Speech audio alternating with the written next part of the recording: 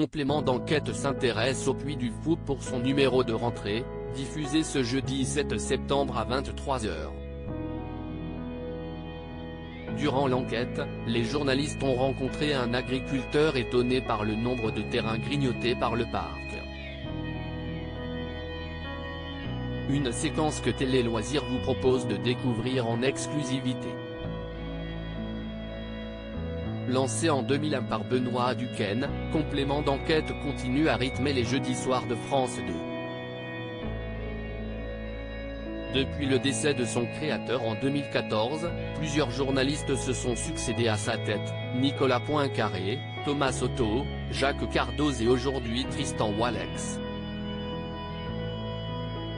Pour son premier numéro de rentrée, le magazine d'investigation s'est rendu en Vendée, afin de comprendre le phénomène Puy du Fou.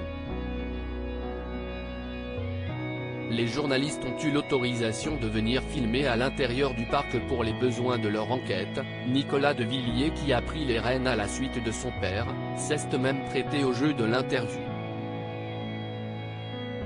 Durant les investigations de l'équipe, les journalistes ont notamment rencontré un agriculteur qui a évoqué avec lui un aspect particulier du succès du parc. Complément d'enquête, quand le Puy du Fou grignote petit à petit le terrain des agriculteurs. CIST le premier chiffre qui marque cette séquence, à sa création, le parc du Puy du Fou couvrait 20 hectares de terrain. Aujourd'hui, ce sont plus de 400 hectares qui sont consacrés aux activités du lieu. Un espace qui s'est développé au fil du temps en rachetant des terres agricoles attenantes, comme le dénonce le Témoin rencontré par les journalistes. Dernier agriculteur à tenir tête aux géants du divertissement, il ne peut que constater autour de lui le changement de paysage, si est-il touchant de voir nos paysages sous le béton.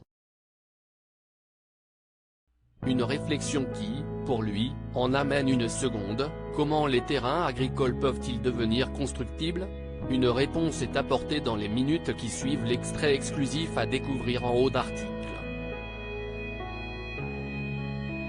Complément d'enquête, l'émission Tristan Walex dévoile les coulisses du Puy du Fou. Chaque année, les spectateurs se bousculent à l'entrée du Puy du Fou, du parc à la cinécénie qui a fait la renommée du lieu. Ils peuvent y passer la journée tant les propositions sont nombreuses. Le magazine de France 2 est passé côté coulisses pour comprendre comment fonctionnait le lieu. Organisation, répartition entre bénévoles et salariés ou encore évocation de l'histoire, l'émission donne la parole aussi bien aux acteurs qu'à ceux qui ont pris leur distance depuis quelques années. Le tout pour offrir un sujet dense qui sera ensuite complété par un entretien avec le journaliste Tristan Walex en fin de diffusion.